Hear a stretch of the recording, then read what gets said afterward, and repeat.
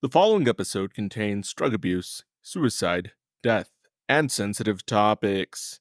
Continue at your own risk.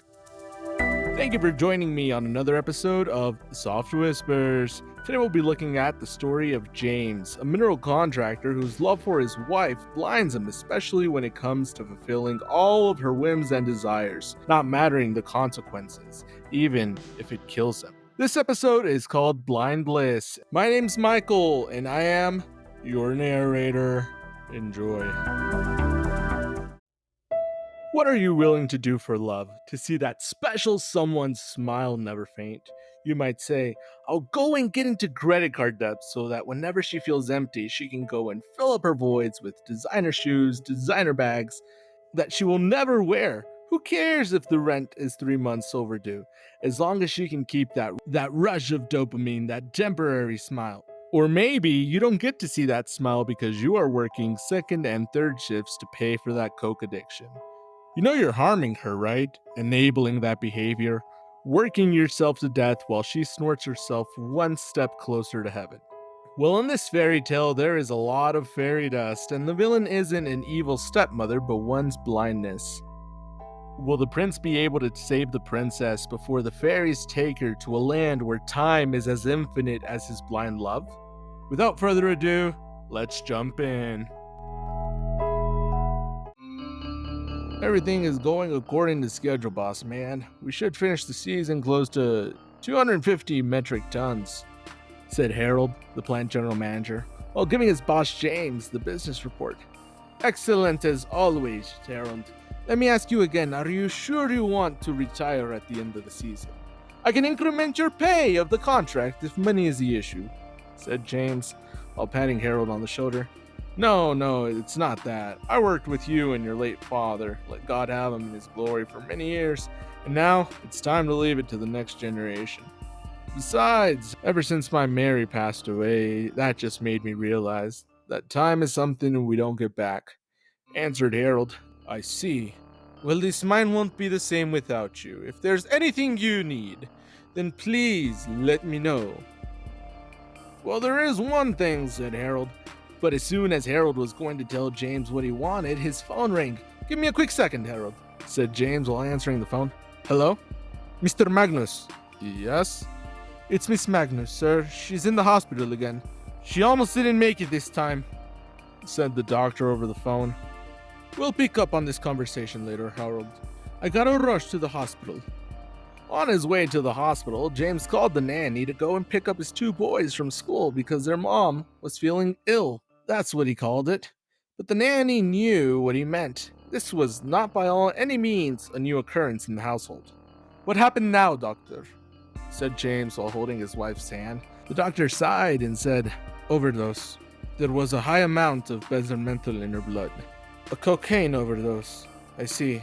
Thank you, doctor. Anything you can recommend? Maybe more antidepressants?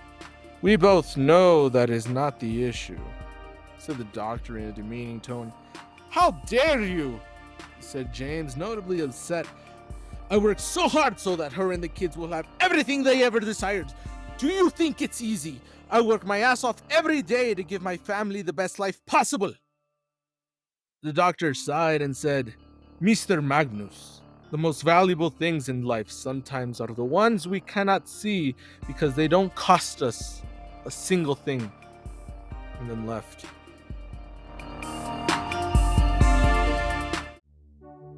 After a couple of days out of the hospital, Sarah, James' wife, was back to her old ways.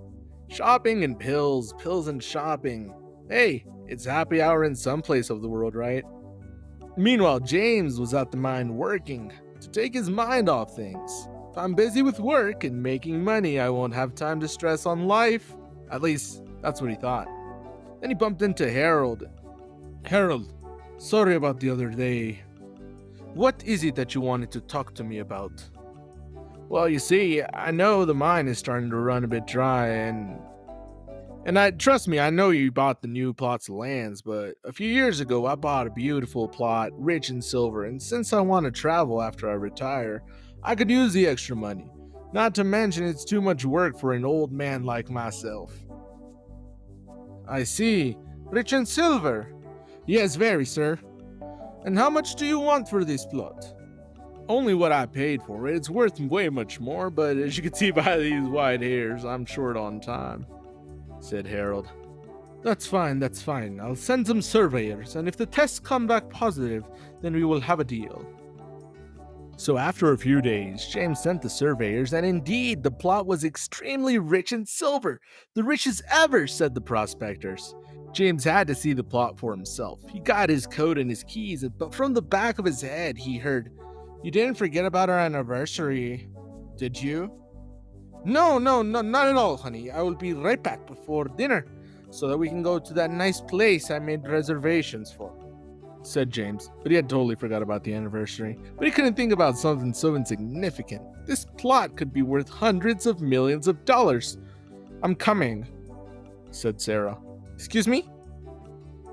I said I'm coming. Is that a problem? No, not at all. It's just land. Work. You'll get dirty. It's boring. I could use some fresh air. Besides, I used to love going out into the wild and all that. I guess so, said James. Put on your boots. I don't want no twisted ankles with those shoes. And hurry up. It's an hour drive and Harold and the surveyors are waiting. Once they got there, as soon as Sarah put her eyes on that place, she fell in love with it. It had a creek, a small waterfall that fed straight into a crystal blue lake. The land looked almost landscaped, with huge granite boulders and a flower field in the valley. Wow, this place is so beautiful, said Sarah. Yeah, it's all right, said James, thinking about how he was going to level and turn everything into a mine, with only zeros in his mind. All that money he was going to make. Sarah, Harold, see, I told you it was going to be rich in silver. Just look at the pay dirt, said Harold, while pointing at a table where the researchers had piles of silver. While you men talk about your dirt, I'm gonna go exploring, said Sarah, while venturing into the flower field. Come back, it's too dangerous.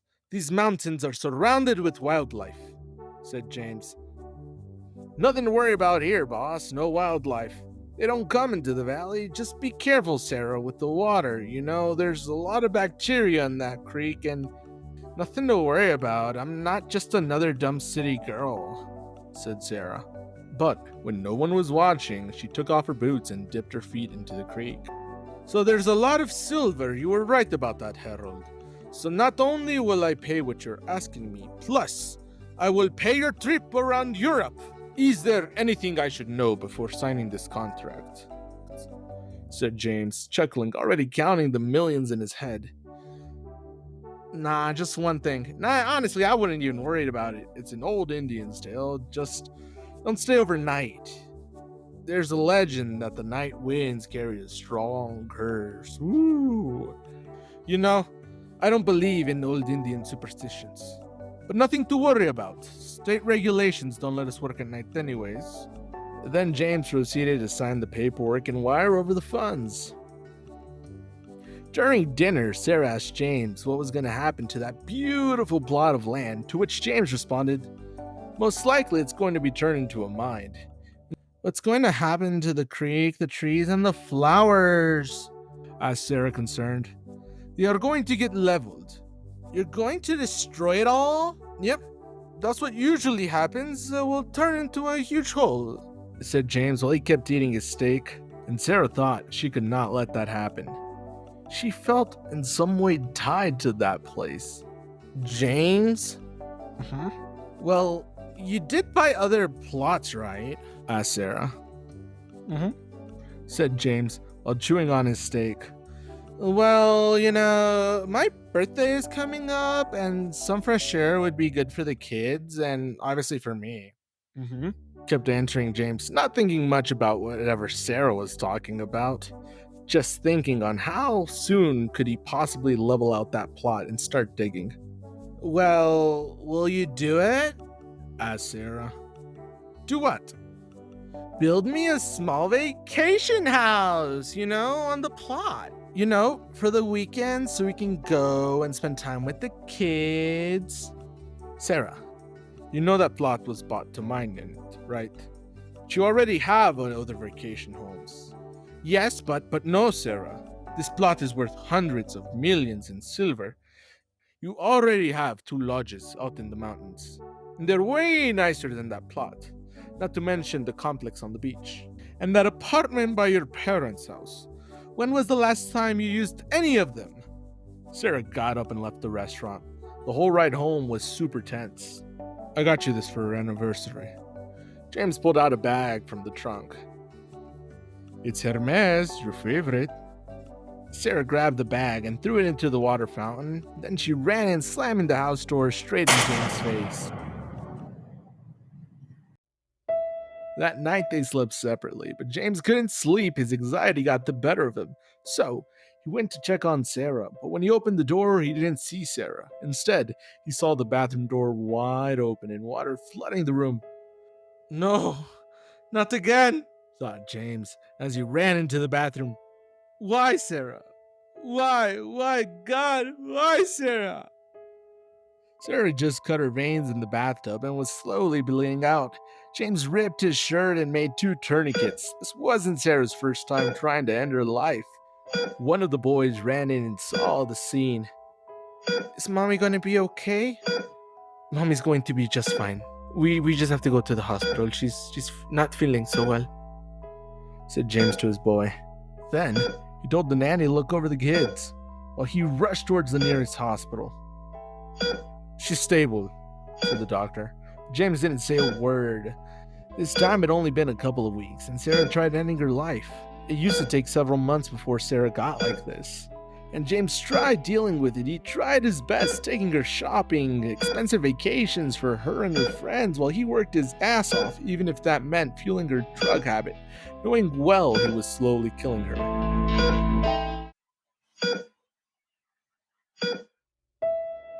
The words the doctor said kept ringing in his head. You know what's really wrong. She needs time and dedication. Time and dedication. That same night, he picked up his phone and called his architect. Hey, I know it's late, but I need a house and a plot I just bought ASAP. I can get something done in about 3 months, said the architect. No, I need it sooner. Well, how soon? Well, I needed it yesterday. I see. There are some prefabricated log mansions, but you can't do many customizations to them, but I could probably have it built in a week or 2. 2 weeks, tops. But you do know those log mansions are quite expensive, said the architect. No worries, just get it done. You know my wife's taste, so customize it and decorate it to her liking. It's also in the middle of nowhere, so we'll need a safe room, said James, and then hung up. After Sarah woke up, she was put on suicide watch for a couple of days. Then James picked her up. Hey, kiddo, I have a surprise for you. They got into the truck and drove an hour away to that beautiful plot of land. What do you think? What's this? Asked Sarah. It's the foundation for your new lodge. Oh my God. Thank you, James. Thank you. But what are the police doing here? That's actually an excellent question. How about you go check it out while I go investigate, said James while he made his way to Archie, his architect. Hey Archie, what's going on? Hey James, a minor complication. Minor? Said the police officer. Yes, minor, said Archie, almost wanting to slap the popo. What happened, James, was that the night watchman with his dog all of a sudden disappeared. There's no trace of them. We think it could be foul play, said the officer, interrupting them.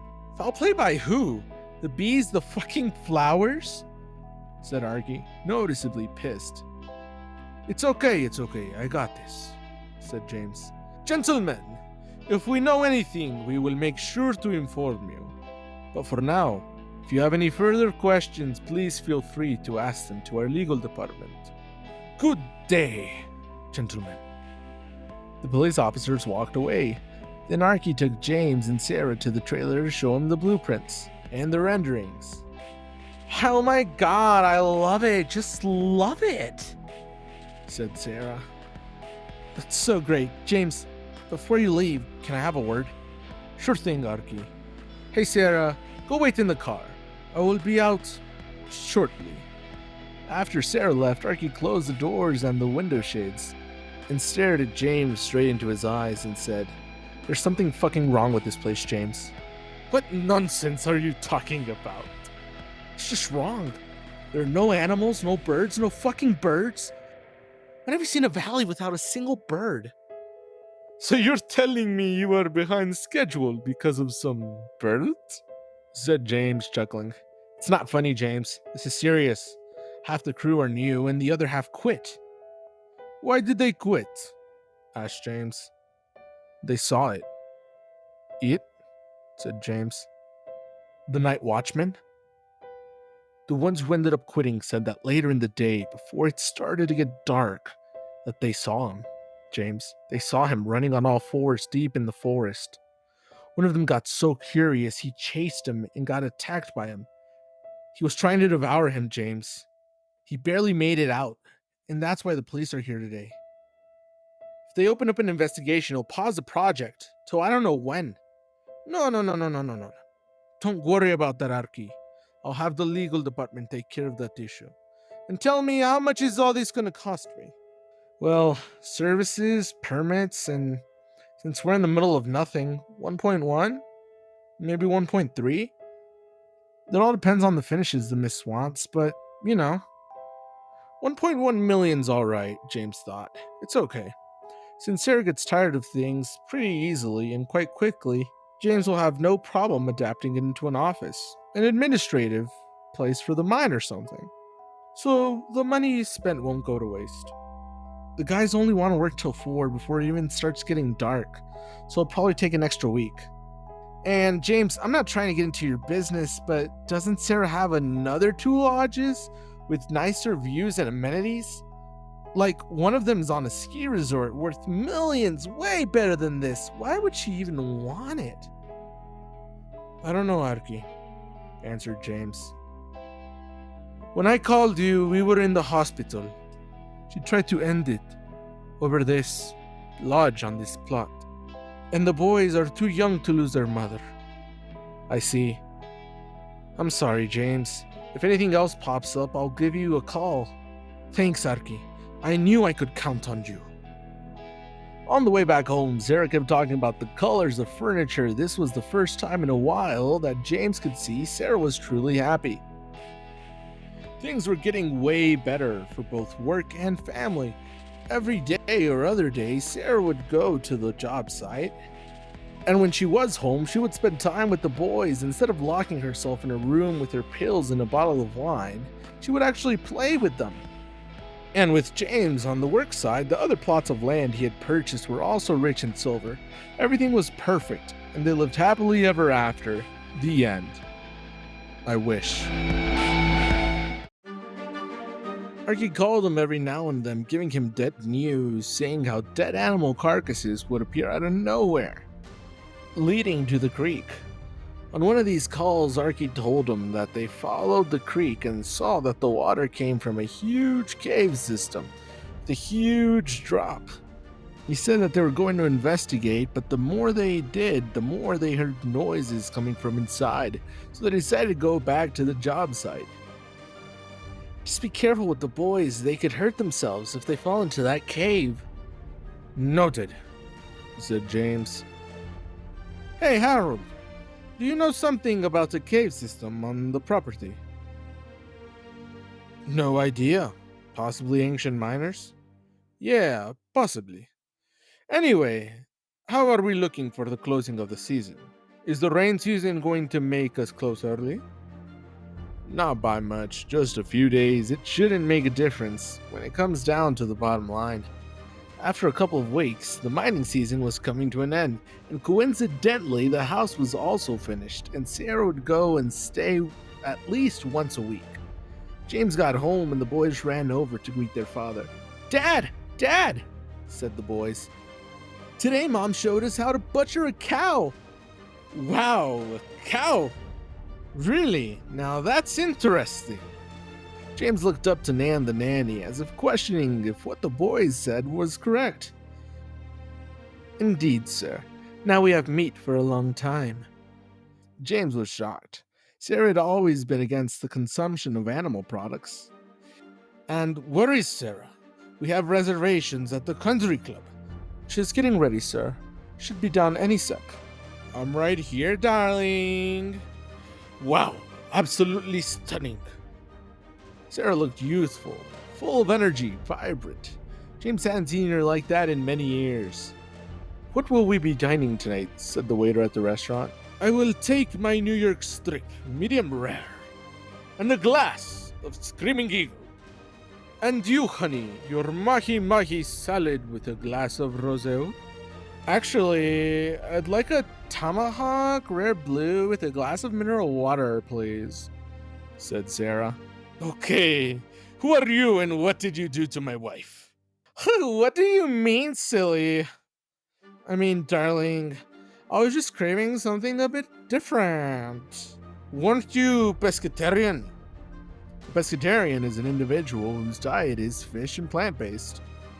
Yeah, but I want the boys to grow up with a diverse palate, experience the world, get closer to Earth and stuff, get their hands dirty. This was so against Sarah. Her whole life, she was not an outdoors girl. She raised the boys in a crystal ball, trying her best not to get them close to nature, even opposing James when he tried to take them to work or camping. Talking about getting close to nature, the boys, they have their vacations coming soon and your season is finished.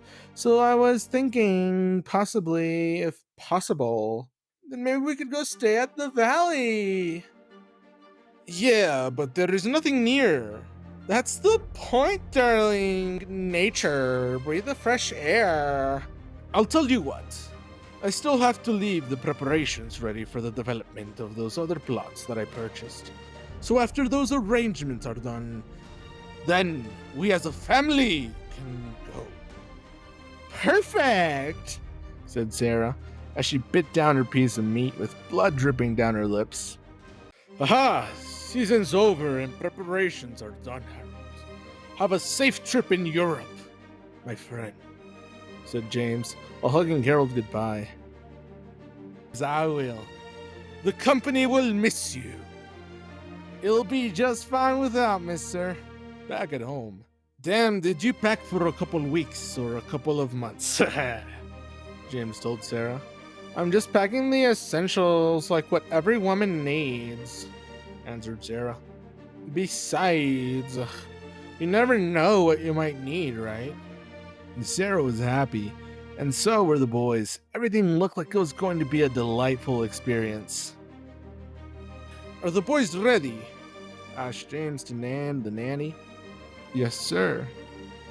So James packed the bags and thought to himself, I'm only an hour away, but with this raining season coming up, it was best to be prepared. So just in case, preparing for the rainy season, James asked Archie the architect to pack food and a survival kit in the panic room. In case of flash floods, they were a real danger out there in the valley. Isn't it just gorge, James? Said Sarah as she saw her lodge. Yes, honey, it is lovely. The sky started to darken as the clouds started to rumble. Boys, hurry up and get your bags in the house before it starts raining. As soon as James walked through the door, seeing the house, it was stunning, but, honey, what's up with all this taxidermy? Was it Archie's idea? No, silly, I picked it out myself. In James' mind, he did like some of it, but others were straight up creepy. Some of them had deformed facial features, body parts missing as if they were torn off. And others just straight up looked too real, as if they were still alive. Yeah, I'd be scared if I bumped into you in the middle of the night, said James to a half-eaten wolf torso. Lightning struck, and huge screams were heard across the house.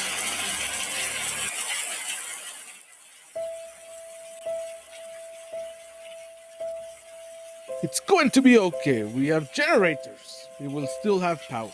So calm down. As James made his way to his room where the panic room was, but most importantly, where the backup generator was.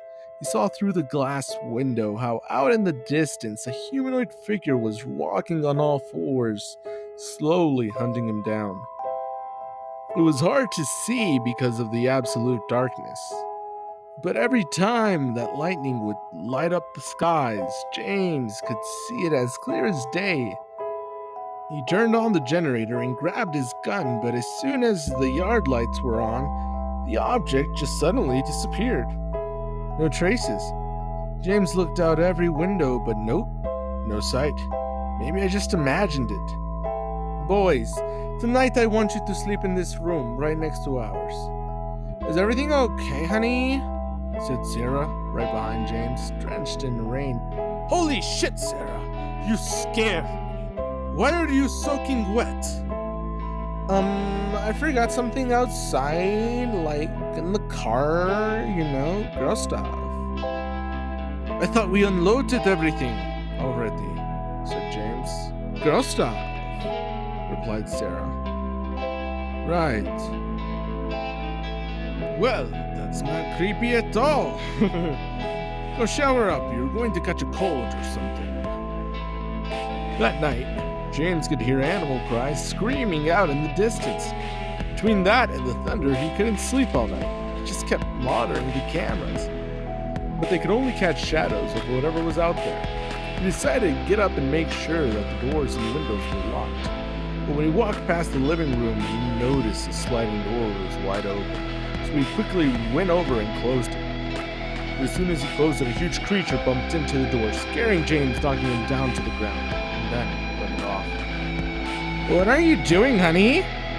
Said Sarah, right behind James, bending over and looking at him with an awkward grin on her face. Just making sure the doors are locked. I see. Well, your noise woke me up. Come on, let's go to, bed. Sure. Let me show you something real quick, said James. Oh, you want to show me something? At 3 a.m. in the morning? Okay. I like a little kinky naughty boy, James. No, Sarah. It's not that. Look, said James. Well, he pulled out his cell phone and showed the security surveillance to Sarah. The image wasn't clear, but you could see a human-like figure stalking the surrounding. The bears? Asked Sarah. That is no bear, Sarah. Okay, calm down. What do you think it could be? Like a mountain lion? No, Sarah. That's something else. Like what, James? It could be a Wendigo, said James. Sarah started laughing. Okay, honey. Wow, you're sure funny. Come on, let's go to sleep. The next day, James called Arky to tell him about the electrical situation. Sorry, James, there are flash flood warnings for at least another 3 days. We can't send the team out there. But don't worry, the generator is solar powered with a diesel backup motor. And you have enough diesel for at least another 2 weeks. But trust me, as soon as these flash warnings go, we'll go out there and take a look at it, said Arky. I see. And hey, Arky, while I have you on the phone, something really weird happened last night. Take a look, will you? Said James, while sending Arky the video clip from last night. I told you weird shit was happening. A week after you visited, we started to find half-devoured animal carcasses, but they all oozed a black oil-like liquid. First we thought it could have been blood, but one of the crew members was an avid hunter and he said he'd kill hundreds of animals, and that was not blood, so he quit the following day. I told you, but no, you had to have your house there. What is that, Arky? Is it a puma? A bear? That, my friend, is the Night Watcher. Yep, that's right. The man that went missing and was never found. That following morning, James had a serious conversation with Sarah about leaving. There is nothing wrong, you silly. Stay, said Sarah with an awkward grin on her face. There is nothing wrong. It's all in your head. All in your head, James. Look at me, said Sarah, while grabbing James' head, nodding it up and down. Everything is okay. Everything is okay, said Sarah, growling at James, shaking his head in an affirmative nodding motion. Everything is okay. There, you see, silly. Not that hard now, was it? But James knew something was not okay. When did Sarah get so strong? He started panicking.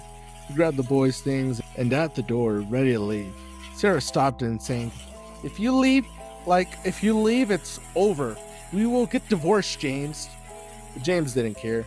He grabbed the keys to the truck, leaving Sarah with the SUV, and said, Flash flood or not, we're getting the hell out of here.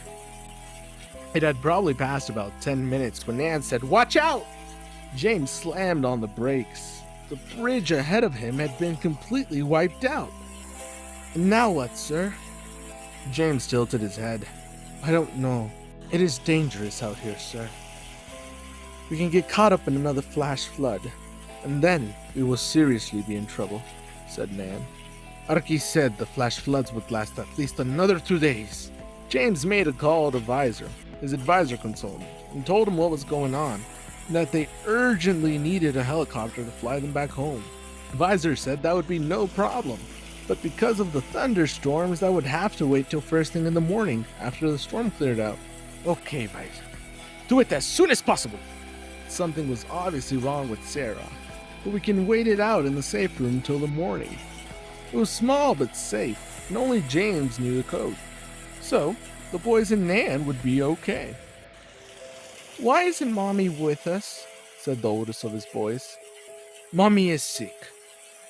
We are going back to the lodge, but we need to stay together, at least till tomorrow. Then we will get help from Mommy, okay? The entrance to the door. All the slide doors and windows were wide open, with water pouring in. It is okay, boys. Now stay together. Leave your bags. There is no need for anything. Just hold my hand and don't let go. As soon as they rushed in, Sarah was there waving a butcher knife. What do my lovely boys want for dinner? Laying on the floor were fresh bear, wolf and deer, and mountain lions. Mutilated carcasses lied there. And Sarah was covered from head to toe in a black oily substance. James pulled the boys away from their mom, but the youngest dropped Stir, his hamster, and the hamster was running towards Sarah. The boy chased him down, and James turned around and saw Sarah was about to stab her own child, but Nan quickly hugged him and she took the blow. While bleeding out, Nan quickly carried the 2 young boys with James and got to the safe room just in time, slamming the door in Sarah's face. Boys, Mommy loves you. Don't abandon Mommy. Remember Mommy? Mommy took you to soccer practice. Mommy was there every single time Daddy wasn't. Come out here and be with Mommy. All the boys could do was hug each other, crying in a corner. Then, they started to hear loud thumps against the steel door. James turned on the cameras and saw it. It was Sarah running and ramming herself against the steel door. Then a second figure appeared. Oh no. It was the Night Watcher. He joined, and together they tried to break into the safe room, growling like starving animals. Dad, I don't think Nan's okay. Nan was bleeding out on the floor. James quickly went for the first aid kit and stapled her wound together, then bandaged her. But he knew she would not make it through the night. So he had to make a choice.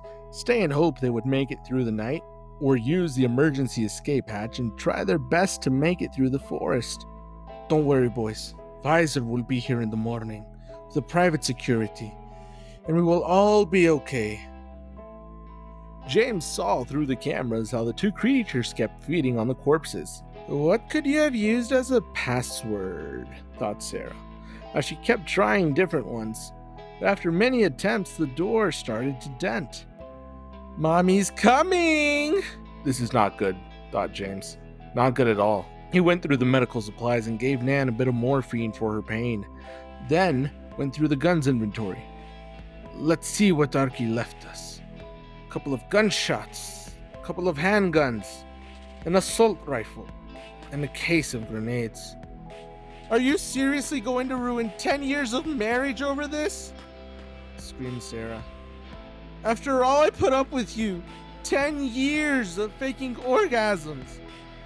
Why are you so worried about protecting them? Those boys aren't even yours. They aren't even yours. You're such an idiot working your ass off to provide for another man's family. What's Ma saying, Dad? Nothing. Your mom, she is sick, remember? But could they not be his?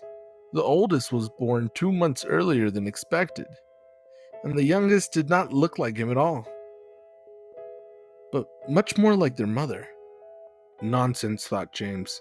These are my boys. She just wants to distract me. Then over the cameras, James saw how Sarah went to the SUV and pulled out a huge gun. Kids, move away from the door. And from the inside, you could see the door shaking.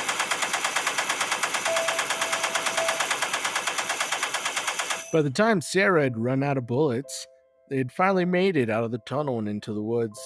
Shell cases scattered all over the bedroom floor, but the door was nearly down, hanging on by scraps. So Sarah and the night watcher backed up and they rammed into the door, knocking it down. But before Sarah and the night watcher could get up off the door, a huge explosion happened. The house was engulfed in flames, and if it wasn't for the steel door taking most of the impact, Sarah and the night watcher would have been blown to bits. They did take a severe impact and major burns, but they were still alive. Mommy's coming, Sarah growled as she made her way out of the burning lodge. In the woods, the storm had stopped, but Nan was severely wounded and would keep falling to the ground. I'm only holding you back, sir. Leave me here. I'll be okay. They will kill you. I will be fine. I just need to rest a bit, said Nan while coughing up blood. At least keep this, said James as he handed Nan a shotgun. James, take care of the boys. And hey, give me one of those grenades, just in case. Sure thing, Nan. Then James left Nan sitting there, with her back against the tree facing the burning lodge. James and the boys kept running till they found an entrance to a huge cave. It's scary, Daddy. We can probably hide there till the morning. Let's go, boys. Meanwhile, on the other side of the forest, Sarah and the night watcher had serious burns. They were still alive, so they each went a different way to cover more land. The night watcher went straight ahead, and Sarah went into the direction of the caves. As the night watcher made his way through the forest, he felt a sharp pain in his left arm. His left arm was missing. I got you, son of a bitch! Screamed the night watcher. Out of pain, he charged towards Nan. Nan kept shooting his shot after shot, but now that the night watcher was aware, he kept dodging till he saw Nan was out of ammunition. So he lunged straight at Nan with his mouth wide open to rip Nan's face off. Nan raised her hand and shoved it inside the night watcher's throat. Choke on this, you cocksucker! The live grenade in Nan's hand exploded, taking both Nan and the night watcher's life.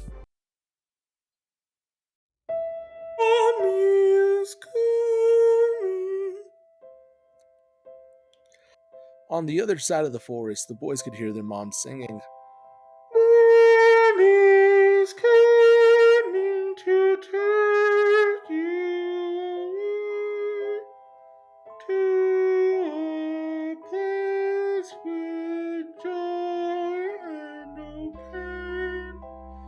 Mommy's coming to kiss you goodnight.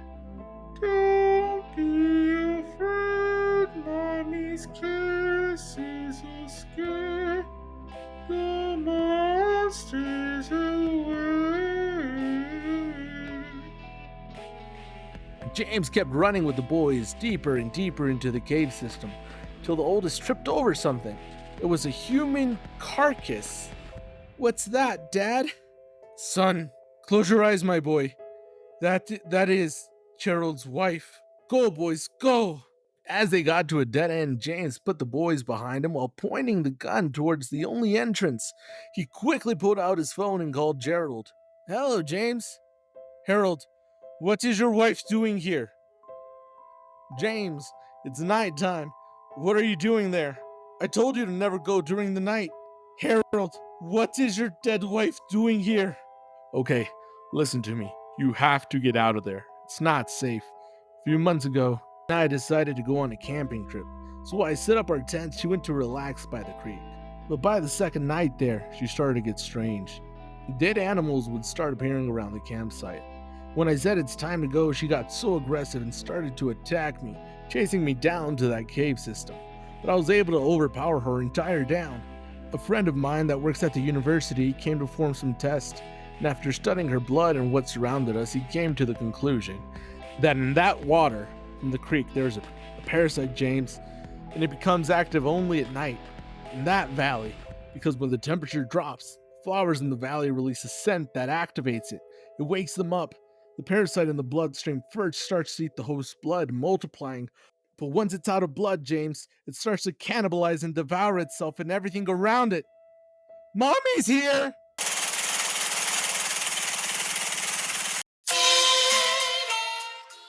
It's a joke to believe people change. Why? Because people don't change. After time, the expectations you created of them change. That perfect image of them gets shattered by reality. You say things like, "You don't make me laugh anymore," when he wasn't that funny to begin with, or worst. You lie to yourself thinking you can change him, and then end up accepting pain as the new normal out of fear. Till your mission of changing him turns into killing yourself, your personality, and your desire to be happy. That is the price you pay for false happiness. If you enjoyed this episode, then please like and share, as that helps the community grow and allows me to upload more episodes. And please join me for our next episode of Luke's multi-episode story in the Dying Dreams of Happiness. Will Luke be able to escape his worst fears when all chances are stacked against him, or will he die trying? If you haven't seen the first episode, I would highly persuade you to. I promise you will enjoy it. This story was called Blind Bliss. My name's Michael, and I am your narrator. Sweet dreams.